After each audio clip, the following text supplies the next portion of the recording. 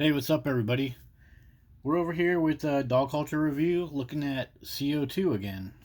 So, today we're looking at this article. It says scientists discover higher levels of CO2 increase survival of viruses in the air and transmission risk. So, CO2, that's carbon dioxide, it's a waste product from mammals, especially mammals that cannot cool with their skin. Like as humans, we can cool with our skin. Many other animals, they just have to do something like this all freaking day just to cool, and that pumps CO2 into our environment. So I'll put this link in the description for you guys to check it out, but let's have a quick look at some stuff. So, results showed increasing the CO2 concentration to just 800 parts per million, and look up here, that's from 400 parts per million. It says that it resulted in an increase in viral aerostability. Basically, it means the virus gets to survive while it's floating around in the air. And they also discovered that 10 times as much virus remained infectious when the air had a CO2 concentration similar to that of a crowded room. And they say that's 3,000 parts per million. So, dogs pump out CO2. In modern dog culture, what does modern dog culture do? They put dogs up inside of schools, households, food preparation places, restaurants, Home Depot, everywhere. Little tiny apartments, 3 or 4 dogs up in your bed, 4 huskies laying in your bed while you film yourself. We are constantly putting dogs up in areas that are not ventilated and pumping our world full of the CO2. Like cars. People drive around with several dogs in their car.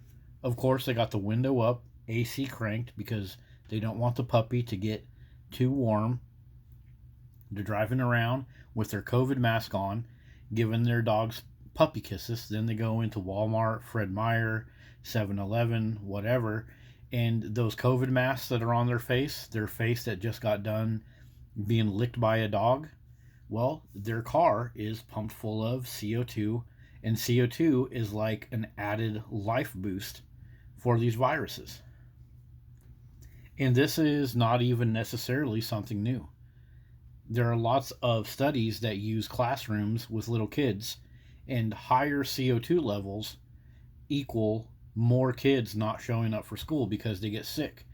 Because when they're in the class, as this video right here that I'm showing you right now, they illustrate a classroom that has an extra CO2 level means more cold, flu, and other sickness transmissions between the kids. So they come to school feeling pretty good. They go home sick because they caught a sickness from one of their fellow classmates. Well, part of the reason is high CO2 levels. So now let's look at some information about ventilation and CO2 levels when it comes to dog kennels. We're over here at TriStar Vet, and this information is pretty much exactly the same no matter where you look. And let's look at something right here. Reducing the risk of kennel cough and other airborne diseases. Bordetella is an airborne respiratory disease that can run rampant in poorly ventilated kennels. While vaccination is recommended, it is not required. This highly transmissible disease and others like it can infect dogs, humans, and other animals, making prevention vital. So they are talking about this. One of the most important health benefits of better ventilation is the elimination of toxins from animal waste. Dog waste, urine, feces contain methane, ammonia, carbon dioxide, that's CO2, and hydrogen sulfide that can off gas from the solid material filling the air increasingly with high concentrations that can become dangerous if unmanaged. Animal respiration also adds a lot of moisture to the air. Stop there for just a second. Boom. Improper balances of ambient moisture cause extreme viral transmission, cause extreme perfect conditions for viruses to flourish. We've already studied this. There's literally hundreds and thousands of studies and anecdotal evidence of this.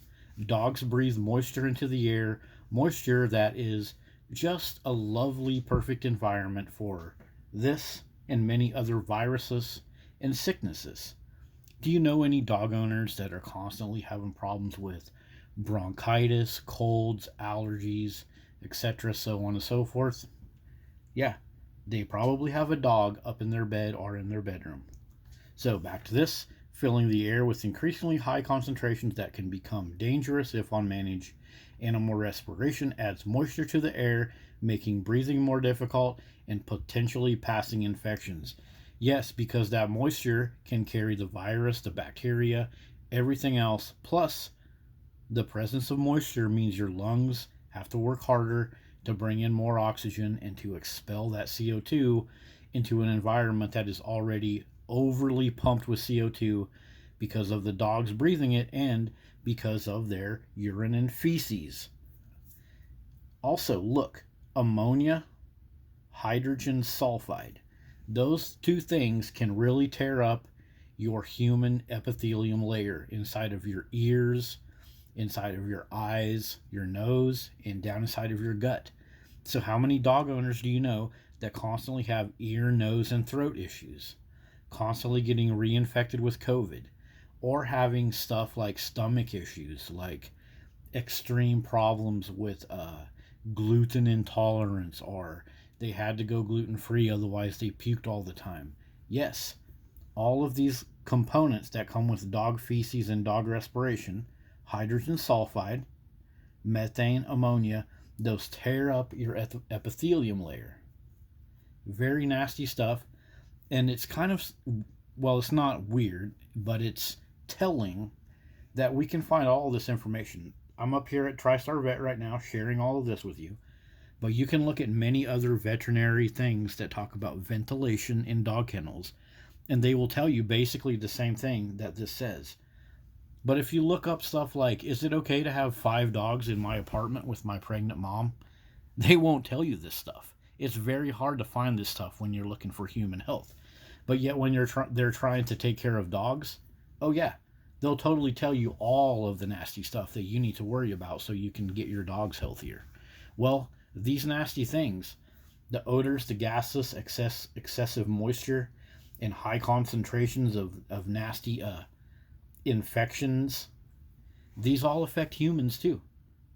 So, in case you don't understand what this is all about, mammals produce CO2 with their respiration.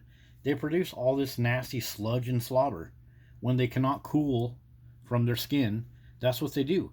And these droplets, these sludgy, nasty droplets, these are not like pure water. People think that dogs' mouth are some kind of clean, sanitary thing. No, that is so far from the truth. You can get terrible, nasty infections from dog saliva. This will be posted in my description and in the comments. Please take a look at it and please educate yourself.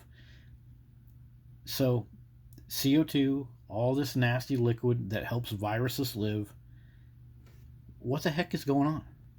In the United States right now, we have a giant spike in this thing called norovirus. It causes massive diarrhea. But what else do we have a spike in? Dog ownership, and dog ownership inside of small, tiny apartments. Not just one dog, but several dogs. This norovirus is through the freaking roof, causing all kinds of diarrhea. And all you got to do is go look on like Amazon or Walmart, or if you're a financial interested person, go look up the market share of diarrhea medications in America. The market share for diarrhea medications and the companies that produce diarrhea medication, very, very high, especially among children. So, yeah, this norovirus is huge. And guess what? When you're sitting there living with a dog that breathes CO2 right into your face, sucks CO2, or I'm sorry, sucks oxygen out of your environment, you're putting yourself at a higher risk for norovirus, all of this stuff, by pumping your environment full of CO2 via your dogs, as well as all of these nasty droplets that are a perfect environment for that virus. And yes, norovirus in dogs can go back and forth between humans. Human norovirus particles can bind to dog intestinal tissue. All of the studies are out there and available. And yes, they do try to kind of like hide it by saying like pets instead of dogs, but it's all there. Zoonotic diseases are on the rise. Norovirus in dogs is on the rise. All of the studies, all of the information is available. Have a look at it and make your own determination. And this argument about diarrhea, this isn't just like a funny joke, like, oh, you had to go take a crapper, and then you just take some, KO peptase or whatever, and then you're good to go. No, there is a huge death rate with diarrhea.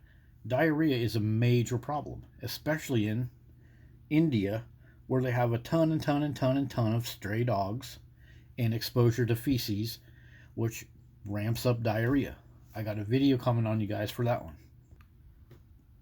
So the next time a dog owner or super duper dog nutter tells you that dogs are the best thing ever and dogs should be up inside of restaurants and food preparation places and hospitals and surgery centers, ask them, how much CO2 level do you have? How much ventilation do you have to take care of the extra dogs that are pumping CO2 into the face of this kid and sucking oxygen from this grandma? Because they don't, and they won't tell you. And so it's time to ask, because CO2 is a huge boost for viral transmission. We got all these people running around with masks on, going into stores, fighting each other because you don't have your COVID mask. But yet we can bring dogs into stores that pump the stores full of CO2 that makes viruses live longer. Like, do you guys realize the disparity and crazy irony of that? The environment of extra moisture, less oxygen, more CO2 that these little security blankets for narcissists bring in to all of our environments, they boost the life, they boost the livability of viruses, bacteria, and all kinds of other nasty stuff that infects us as humans. See you guys in the next one. Don't forget to like, subscribe, and leave me a comment. Thanks, everybody.